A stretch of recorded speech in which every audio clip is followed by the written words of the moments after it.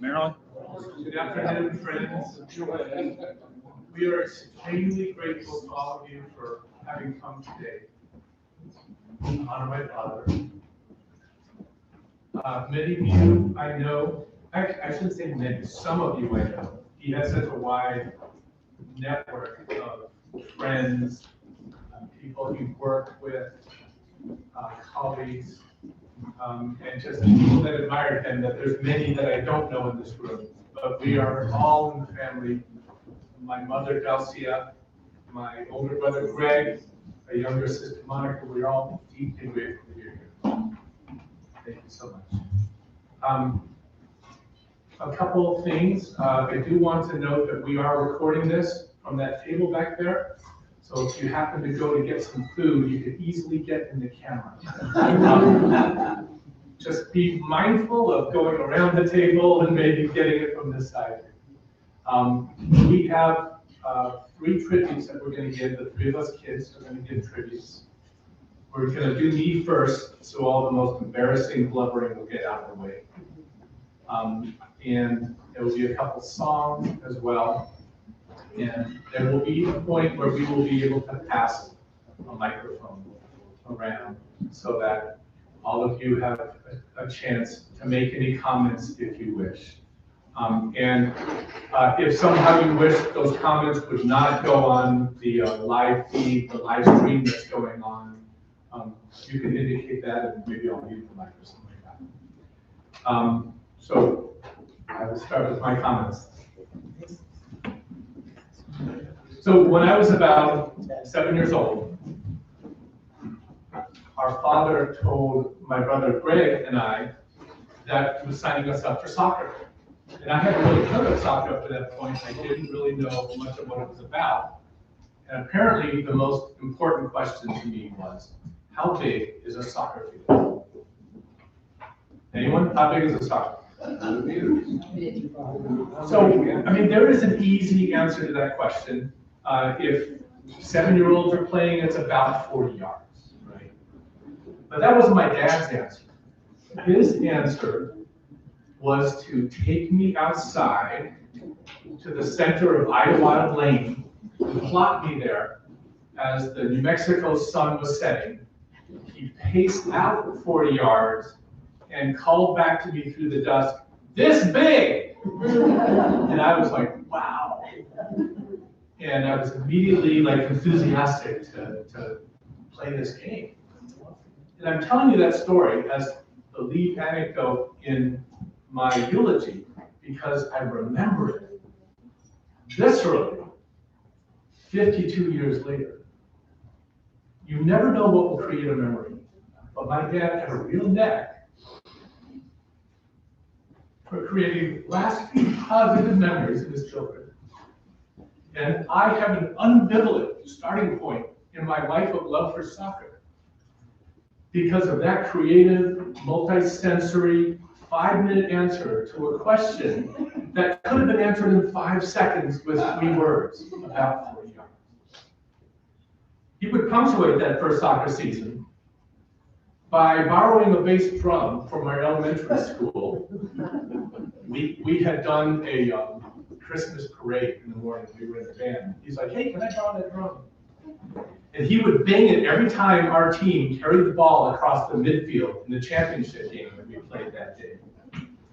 Now, alas, he didn't get much opportunity to do it because we got shellacked. And his antics truly embarrassed us at the time. But we remember it to this day, right, Greg? Absolutely. Absolutely.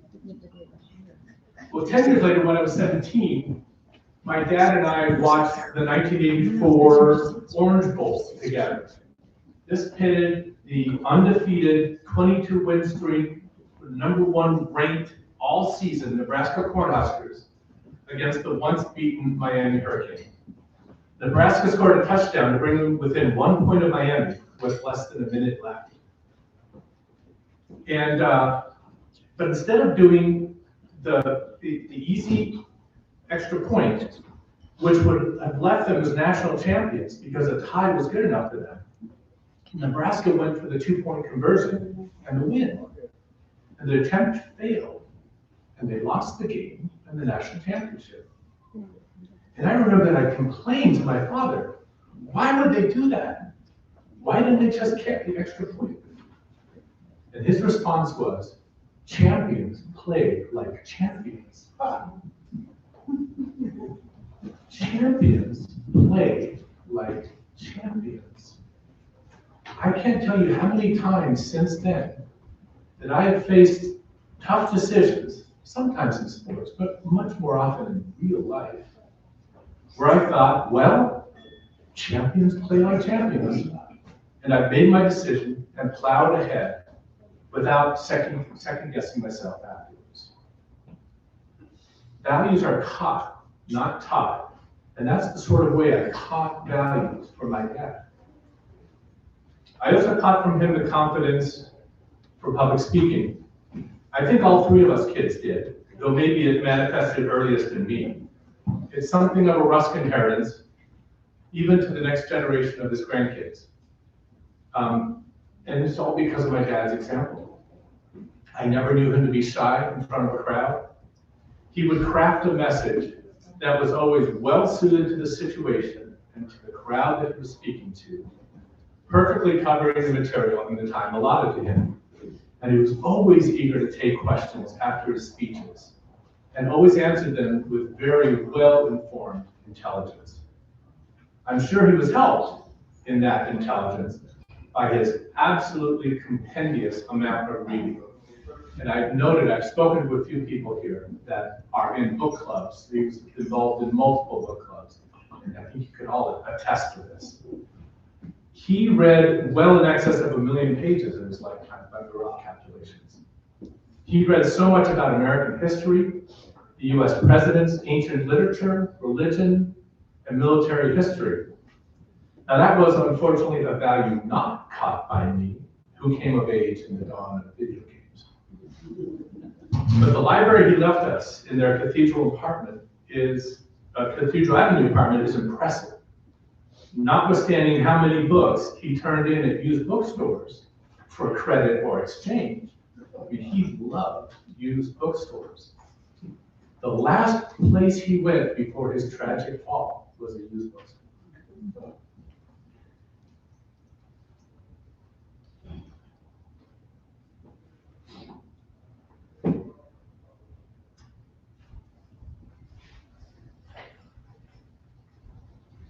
Throughout all of my observations of my father, what stands out most is his integrity.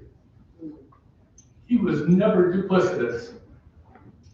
He was honest in all of his dealings, to the point of passing on opportunities at times to enrich himself when he was in corporate life. That while that would have been strictly legal, he felt they were a bit dicey, or at least taking advantages of opportunities that he had that common folks didn't have. He didn't think that was right. And while not surprised by this following fact, I didn't learn it until just a few years ago, that while he was mayor, he drew a big circle around downtown of a couple miles and forbade my mother, who was relatively new in her real estate career, from doing any real estate deals within that circle, because he was working hard to revitalize downtown. And it was unthinkable of him that they should be open to even the appearance of benefiting privately from his public service. And alas, that may seem a bit bygone today. But these are the reasons why we come together to commemorate those that have honorably gone before us, so that we might remember that the best among them never compromised their standards for personal gain, but toiled instead for the betterment of others. Such was my father, from his early post-collegiate years working for civil rights to his legislative and mayoral years as a public servant, and to his decades of urban policy consulting, working to make cities better incubators of opportunity for people of all economic, ethnic, and racial compositions. And I always admired him for that. Rest in peace, Mayor. And God bless your memory among us. You know. Oh. Now we will have my.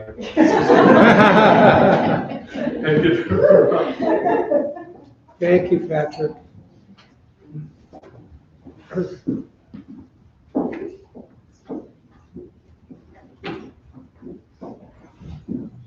So I appreciate that Patrick says we all earned or inherited the ability to public speak.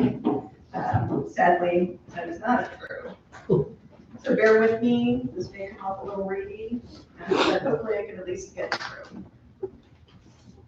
So I spent a lot of time with my dad the last 4 months.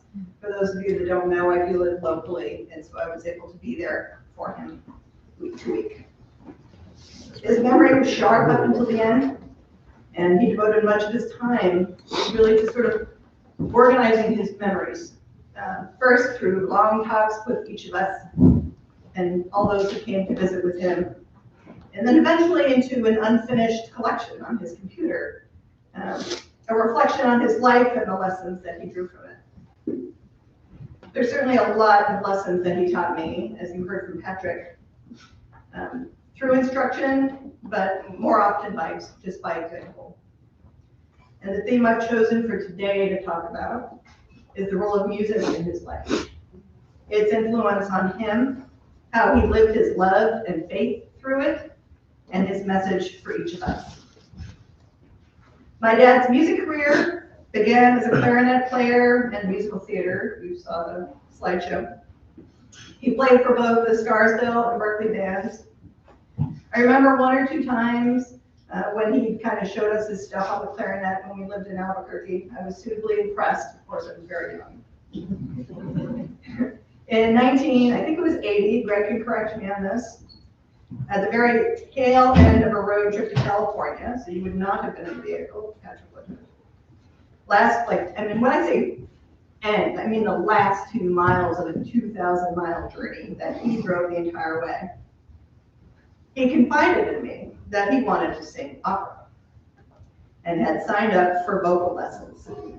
It's still puzzling to me. I mean, he must have been thinking about that the entire time we were on this 2-week journey, maybe, and finally bust up in the last 2 miles, knowing that he would be singing at home all the time.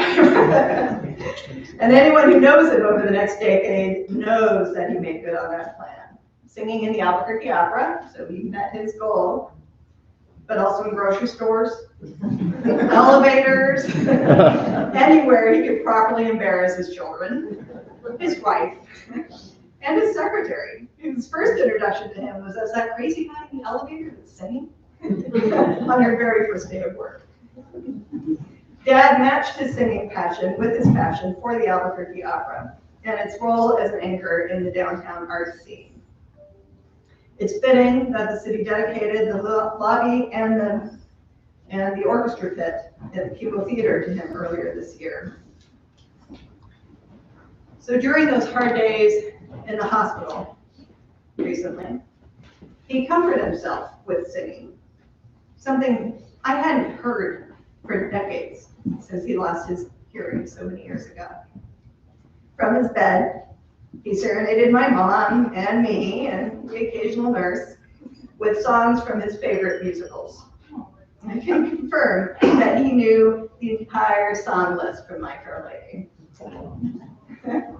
I don't think he was ever shy about singing, as he was never shy about speaking in public or eating drums at soccer games.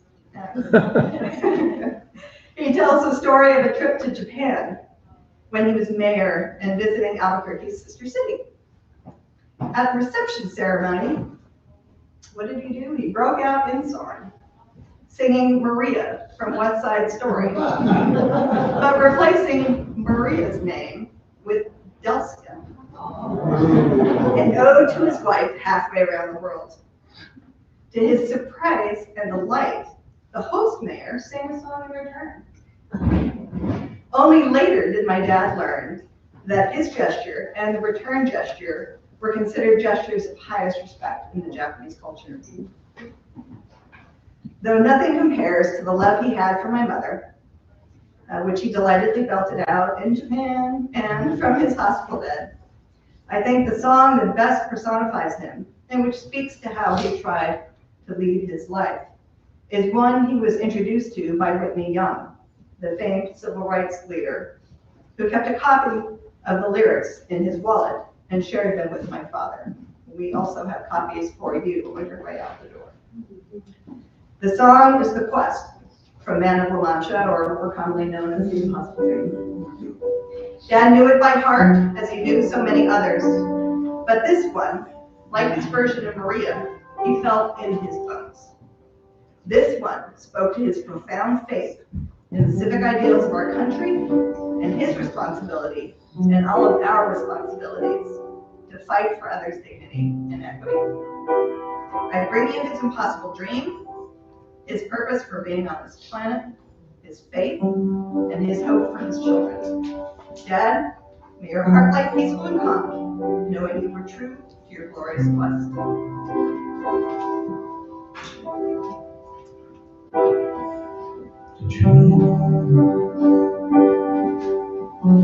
Impossible dream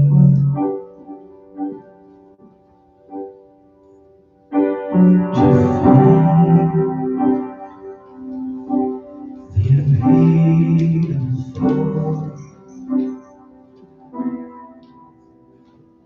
to bear with unbearable sorrow, to run where the brave do not go, to right the unrightable wrong, to love pure and chaste from afar, to try when your arms are too weary, to reach the unreachable star. And this is my quest, to follow that star, no matter how hopeless, no matter how far, to fight for the right without question or pause, to be willing to march into hell for a heavenly cause. And I know if I'll only be true to this glorious quest, that my heart will lie peaceful and calm when I'm laid to my rest, and the world will be better for this. That one man, scorned and covered with scars, still strove with his last ounce of courage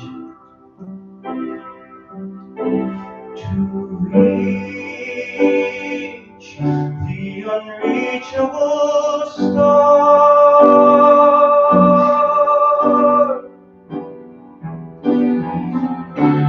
And this is my quest, to follow that star, no matter how hopeless, no matter how far, to fight for the right, without question or cause, to be willing to march into hell for that heavenly cause. And I hope if I'll only be true to this glorious quest, that my heart will lie peaceful and calm when I'm laid to my rest, and the world will be better for this. That one man, scorned and covered with scars, still strove with his last ounce of courage to reach the unreachable star.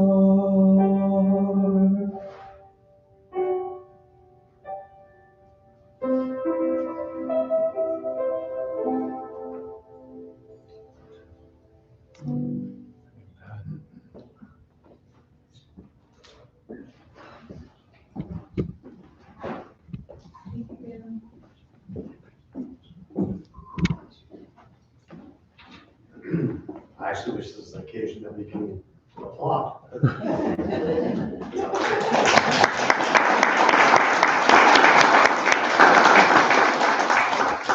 I'm Gregory Rusk. I'm the #1 son. Patrick likes to point out he's the favorite son, but we'll see. Everything Monica and Patrick said is true, just like all of my dad's stories. They were all true. They got a little embellished at times, but they were all true. And my father taught us a lot of lessons. And they were lessons that all parents do. Their dads are supposed to teach their kids how to become good people and good citizens. And Dad did a lot of those. But he was sneaky in other ways. He taught me a lesson without ever trying to teach a lesson. And I realized this just recently. My wife and I, we were coming back from California. We go to California for her business. We drive. It is 740 miles. And we'll start on a Sunday afternoon driving home, where we'll get back at 2 o'clock in the morning, and then I'll go to school the next day and teach my kids. I'm a school teacher. And we're in the 11th hour of this 12-hour drive. And driving across the deserts of New Mexico. And Michelle woke up and she asked how I was doing. And I said, I'm doing fine. We're gonna make it. And she said, you know, you really are a good egg. And I instantly answered, it's because my dad. And that got me thinking. It got me thinking of the lessons he taught just by being an example. He didn't say, Gregory, you need to make sure you drive your wife for 12 hours straight, get to work the next day, you know, because that's what men do. Dad was just dad. And after Michelle said that comment, I realized the lesson that my dad taught me that I didn't get until I was 51 years old. How to be a good husband. Our father, Davies, as they say in Argentina, adored our mother, Bolita. Mom, he was always on your side. She and I would argue. We even argued this morning. He wasn't there for this one. She and I would argue, and he was always on your side. He'd always be like, oh, Gregory, you have to realize your mother is the best person I've ever known. Or your mother is the kindest person I've ever known. Or your mother is the most caring person I've ever known. He'd always have one of these expressions after the fact, and he would finally get a chance to talk to me, to lower my temperature, but he was always on your side. And that's because he adored you. I don't know if he ever told you that. It always seemed that he was in awe of being married to you. Well, that's because my dad didn't always express it. He had a love language at the home, at their apartment. And his love language was making your coffee every morning. Every morning. It wasn't until the recent years where his body started to betray him and he couldn't make the coffee in the morning. But he made your coffee service every morning. He wanted to make sure that that was there for you, so much so that I remember when I was in high school and he would have to leave early sometimes, very early for work, he taught me how many drops of the fake sweetener that was there I had to put in. And it was like 5 drops, not 6, not 4, 5 drops, all right? And so then I could take her coffee to her, and the day would get started. And that was his love language, every day. I've calculated he probably made 18,000 plus cups of coffee for me. That was him 18,000 plus times saying, I love you. But Patrick and I would joke about the mannerisms that we have. We have dadarisms, where all of a sudden Patrick would go, hey, do you find yourself doing stuff just like Dad used to do? And I said, yeah, you know, the way we spoke at one time, or the way I would lick my lips after eating a certain something. And I was always like, that always bothered me. And now I'm doing it. But it's, you know, like father, like son. Well, the thing that he passed on to me, like father, like son, without realizing was how to be a good husband. And I'm so grateful for that, because these past 10 years have been marvelous years in my life. And it's because Dad was there as the example, and you were there as his muse. So Juanita, you married a loving and caring man. And he may not have been the best looking guy, but he was beautiful.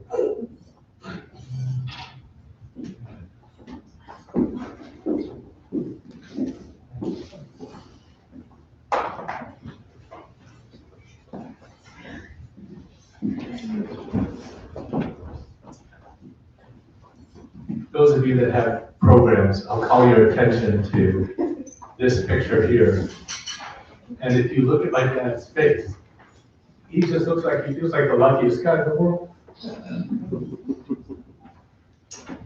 All right, well, now we're gonna have a time, I'm not quite sure how long it'll be, but we have a time where you guys will have a chance to say something. We can definitely take one of the mics and pass it around if you'd like to do it from your seat. If you'd like to come up here and do it, that's fine as well.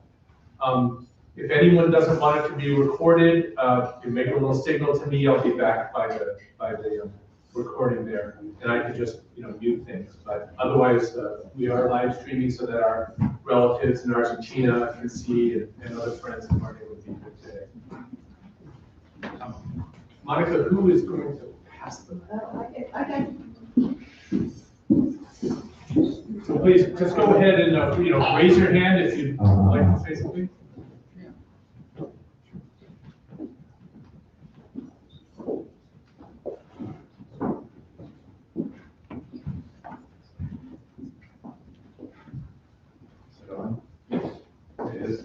No, hold it close though, hold it close. Thank you. All I really want to say is that my name is John O'Donnell. 45 years ago, David hired me to be the lobbyist for the city of Albuquerque. And it is really because of David and another gentleman here, John Montgomery, they were good friends, that I got that work and am still doing that work. And David was the sort of person that I had never met in my life. At the time he hired me, I was hoping to do what I eventually have been able to do. But David gave me that confidence, and things that his daughter and two sons have said ring so true that in some ways I feel like he was more than just my boss. He was a mentor, and maybe I was an adopted son.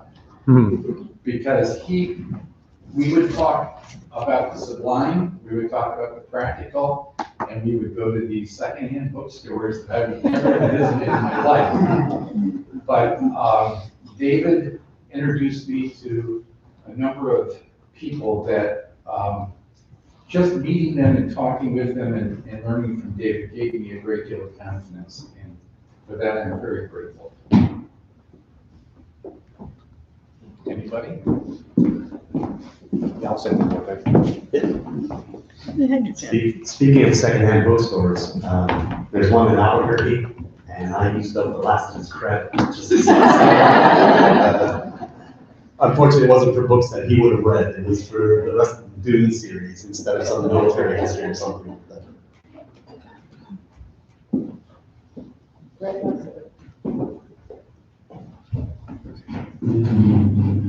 I'm Peter Moskowitz. Gregory spoke about David's love of Delcia, and I will claim that I was David's brother-in-law. Not really, but Delcia was a guest in my home in Scarsdale, New York, when I was in high school as an American Field Service foreign exchange student. And she and my mother bonded, and she became my second sister. And it was very clear from about the middle of the year that something was happening between Delcia and David that was immutable, inseparable, and inevitable. And the I'm going to tell a little bit of this story because it is part of David's dedication and his steadfastness of purpose. The rules of the American Field Service were that the exchange students had to return to their home country for at least a year before returning to the United States if they were to do so. And David went off to Berkeley after they graduated in 1958, and Delcia returned home to Argentina to her family. And as soon as that year was up, she was in Berkeley with David, and 2 years later, in a state occasion, because by that time David's dad was Secretary of State, a dual wedding took place. Monica's namesake, or Delcia's sister, and Delcia were married together in the cathedral in Buenos Aires. My dad was fortunate enough to be the person who gave Delcia away because Carlos gave Monica away in the ceremony. And it was a glorious wedding of a glorious relationship that lasted all of these years. There are many romantic stories of marriages that stand the test of time, and this is one of the great ones.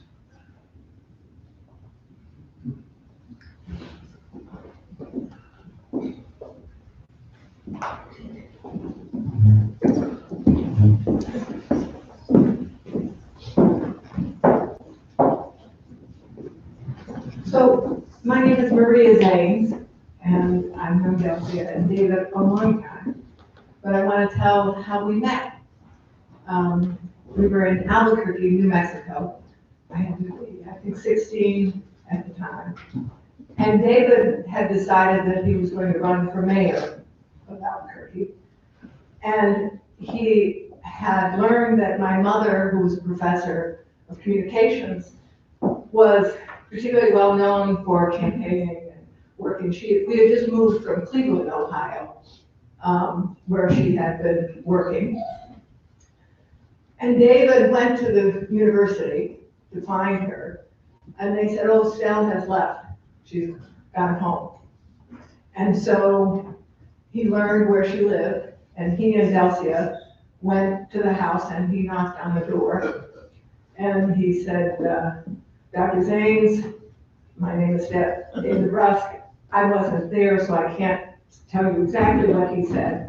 But he discussed the campaign to the extent that my mother, being Greek, said, come in for dinner. And so David said, okay, my wife is in the car. And she went back, as I understand it, to you, and you said, are you crazy? But maybe not that. But she did say, I don't know if we should impose, because that was Delcia. And of course, David said, yes, we should. And so that began the relationship between our family and theirs. David, I'm very proud to say my mother worked with David, and he became mayor. And she was very close to him, and they worked together. But I think what was even more telling was Delcia became my mother's very best friend. And when she passed, when she died, she gave me a fabulous gift because Delcia is now mine. And I have only one last thing to say, and that is, Gregory, the reason that your father always took your mother's side is because she is always right.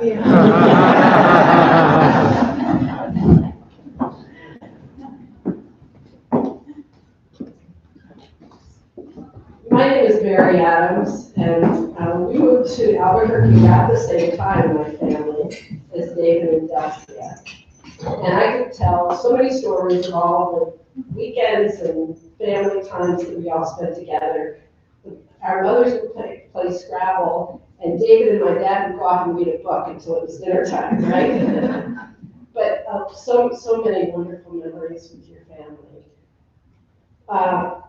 One story I want to share, because I think it says so much about what folks have talked about today. Our son, our eldest son is named David, and certainly this David is one of the reasons why.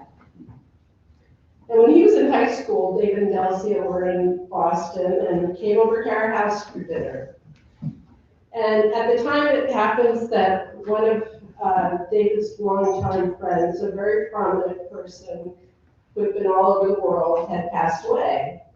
And so we shared a lot of stories about it. And David was very into history and, very history and politics and world affairs, and was very conversant in all that we were talking about.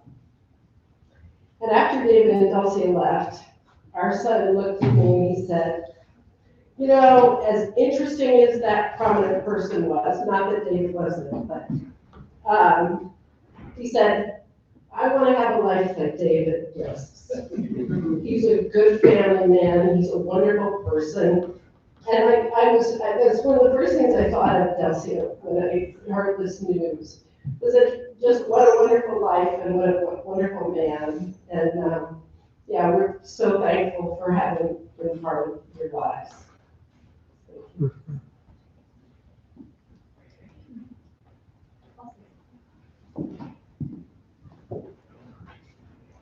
My name is Harley. I was Bebop as we knew him, his favorite granddaughter. But over the last couple months, I do think his great granddaughter may have dethroned all of us.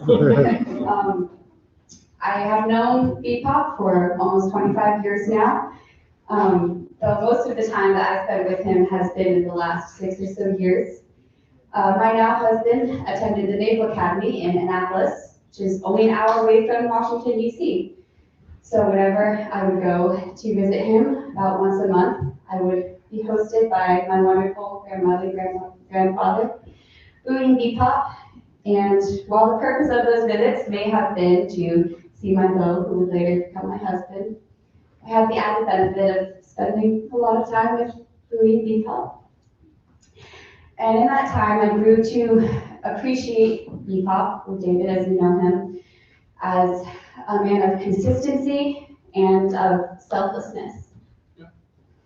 He would always come and pick me up from the airport whenever needed, and it only took one time for you to tell him that you liked a certain flavor of ice cream for it to be in the freezer every single time that you came, even if it had melted on the way home. It was always there.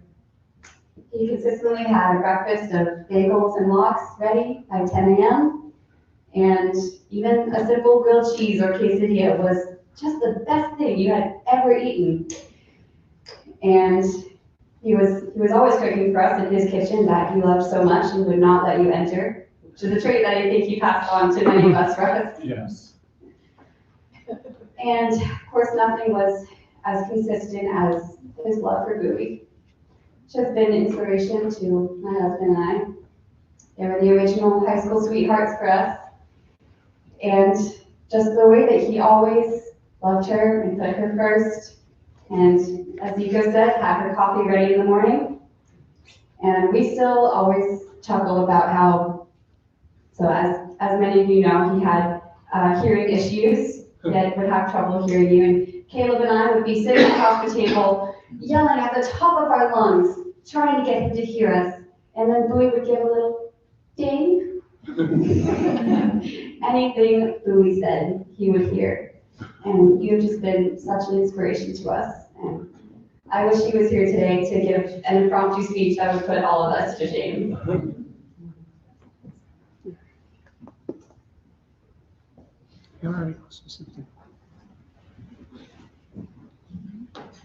Hello, my name is David Hill, and I'm Patrick's longtime pastor. I met Pat back when he was a student at Young's College, and he became part of our church and been with us ever since. I don't have as many close personal stories about Mr. Rusk as everybody else does, but I've always admired him. And I appreciate that when Pat became a renegade Republican, that the love for Pat wasn't diminished, that he was there with you, Pat. As I've been listening, as a pastor, I'm always looking for things to share with people in our congregation. And Pat, what you said about the integrity of your father, drawing that 2 or 3 mile radius, and you couldn't make money, that should inspire all of us, right? You know, to have integrity. Gregory said, like, he adored his wife. Wow. You're a blessed woman. But I want to be inspired by that, right? You know, Mr. Rusk was really a man of integrity and of high character, and was an inspiration to us all. And I'm very glad to have known him. A couple of times he wanted to engage me in a very good way about evangelicals and politics. And came to my friend, David, it's good to meet an evangelical who seems to have sound reasoning. I said, oh, thank you, Mr. Rusk. I'm glad you feel that way. We exchanged letters, and I sent a book that he read and got back to me about. So I just want to say thank you to the Rusk family. It's been a privilege to really know you all. And Delcia, our hearts go out to you. So we love you, and God bless you.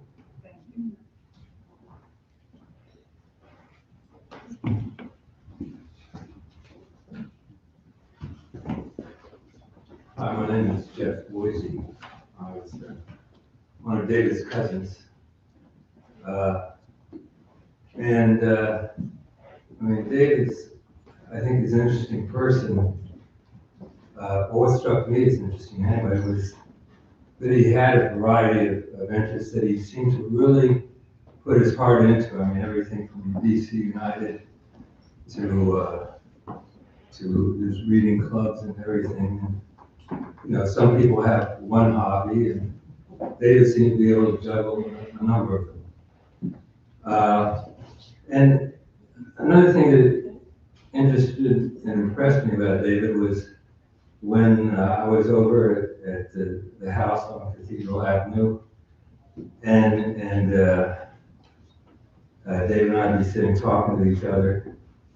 He often would talk about a fact, some element of history, and how his kind of pulse would pick up a little, and how he would just really try and draw you into his excitement for knowing something about the world, about life. And I just thought that was different about David. Not many people could have that kind of enthusiasm about something he read, and not only share that enthusiasm, but try and draw you into it. And finally, I'll use my insider position here as a family member to tell a little tale that I probably shouldn't, but anyway, regarding David's incipient opera career. Maybe about 50 years ago, we had a family reunion of the Foisey side of the family. David's mother's maiden name was Virginia Foisey. So the Foiseys got together up in Seattle, because that's where the family kind of origins were. And my mother, who was not a Foisey, my father was a Foisey, but my mother's sister came down from Vancouver to Seattle to join us. And she was a professional opera singer. She had auditioned at the Metropolitan Opera and so forth. And David decided to seize that opportunity to get her opinion of his singing, whether he should really give up his job and go full time. And so at some point during this family reunion, it lasted a few days, David, you know, everyone was aware. David was with Marie, he was auditioning for her, and the upshot of it was that they decided not to give up his day job. Although she did say he was very enthusiastic and had a nice voice. So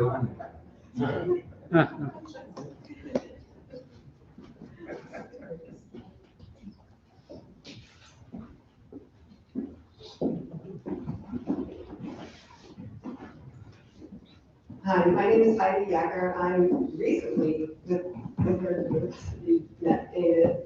And I would run into him in our building's library now and then. And for some reason, I don't know why, maybe there was a book there at the time of the Odyssey. And I mentioned to him that, I had read the new translation not long ago. And he said, oh, yes, he read it too, and we should discuss it sometime. And I thought, okay, that'd be great. And then this, a couple of years ago or a year ago, a new movie came out that was a re-adaptation of the Odyssey. And I asked him, maybe we could sit down and talk about how to compare the two, what he thought about how they compare. And he said, oh, sure, he would just love to do that. And in fact, he would send me something about this new translation that he had written to the author, a letter that he'd written to the author. Well, I didn't know what I was getting into. The letter was like 20 pages long, an analysis of her translation, and what he thought about each different thing about it. It was just, and I thought, okay, I've got to read this book again because I'm going to make a fool of myself. So I said, okay, you have to give me time to read the book again. And then I, started it again, and I underlined and made notes to myself, would David mention this, would David mention, and what kind of questions would I ask him? It's my eternal regret that I never got to have that talk with him, but I know that it would have just been fabulous. And because he knew every little story in that book and all the tiny little bits that I would have never been able to learn from anybody else. So.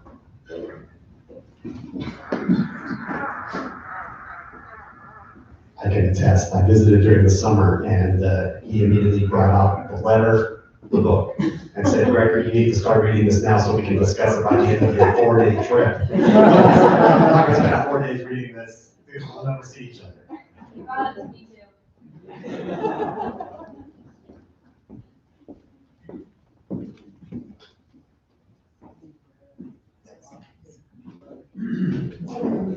Mike, can you hear me okay?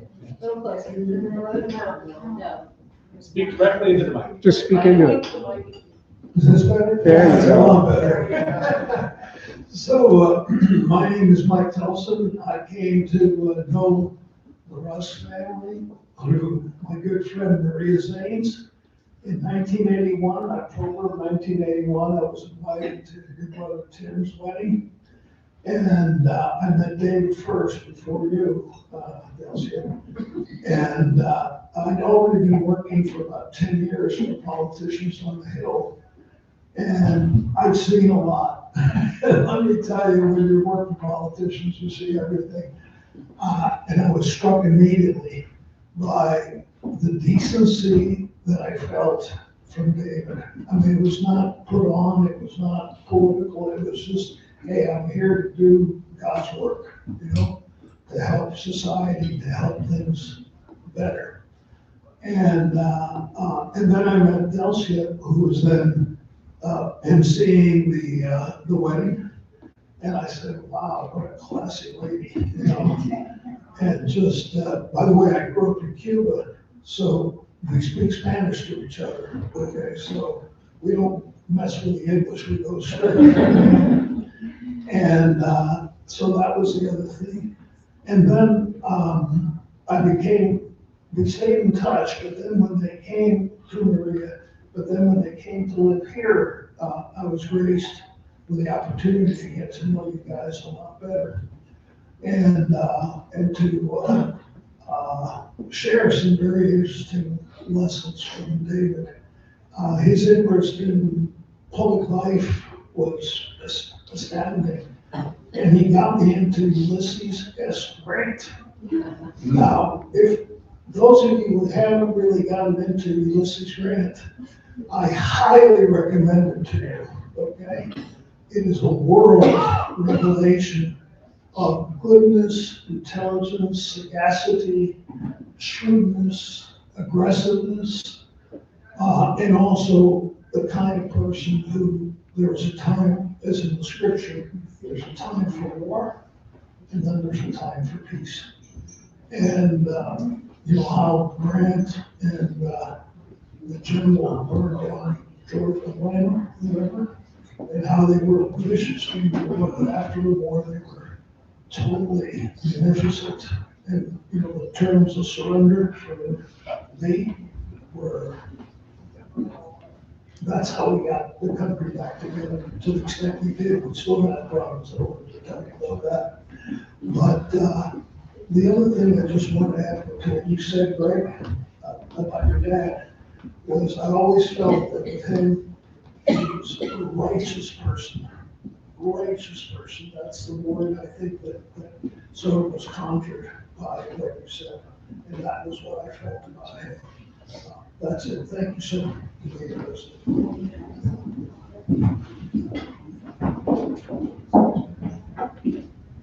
you, everyone, for such wonderful remembrances. I'm sure there are others that would like to keep going. That call at some point. I would like to mention a couple things. We have a book back there about bookstores, and it has a lot of white space.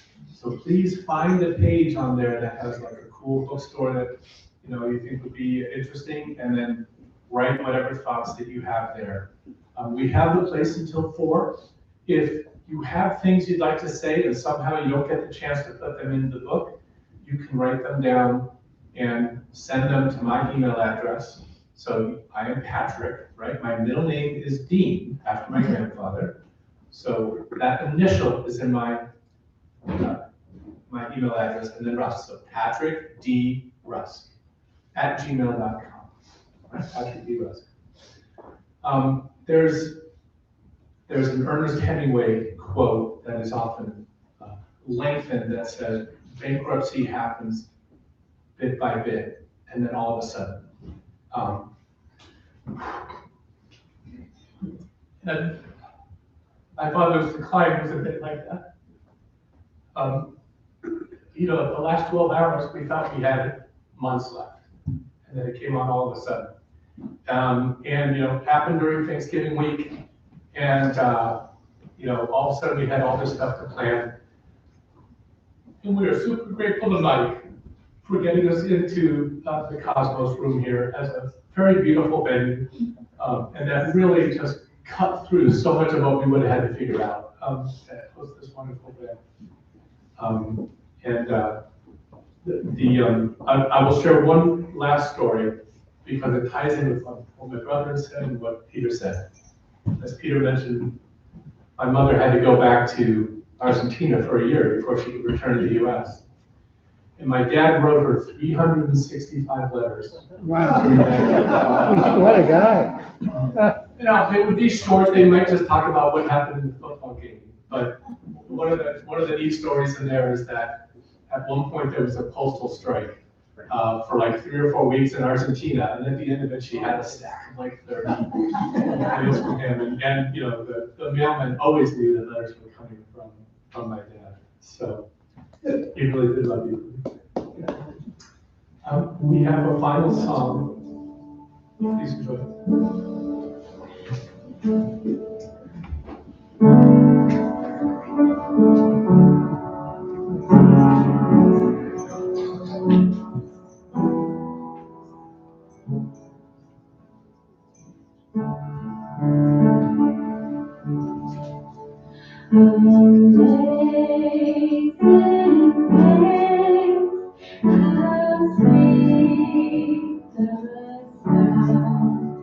That saved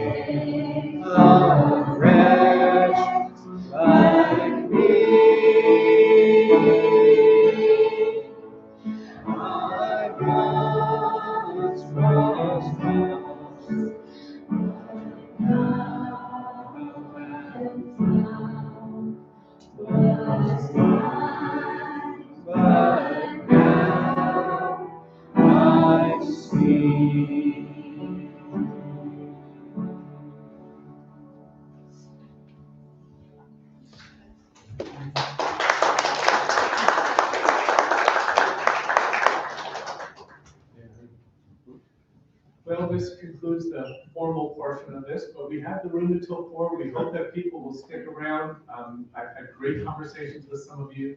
Love to meet so many more of you. I'm sure I speak for my brother and sister for that as well. So thank you all deeply, deeply for coming.